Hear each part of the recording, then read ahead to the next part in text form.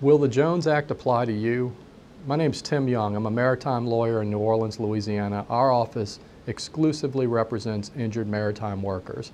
I want to discuss very briefly whether or not the Jones Act is going to apply to the type of case that you may have. In short, the Jones Act only applies to seamen, and seamen are defined as individuals who work for at least 30% or more of their time on vessels. There's a lot more complications and a lot more bells and whistles to the definition, but basically if you spend 30% or more of your time on a vessel, this can be a barge, an oil rig, it can be specialized type vessels that are out there nowadays. If you spend 30% or more of your time on any type of a vessel or structure that's moving around on the water, you definitely want to talk to a good Jones Act attorney about whether or not the Jones Act applies to you. If the Jones Act does apply to you, what that means is you can seek all damages for your injuries for any fault on the part of your employer.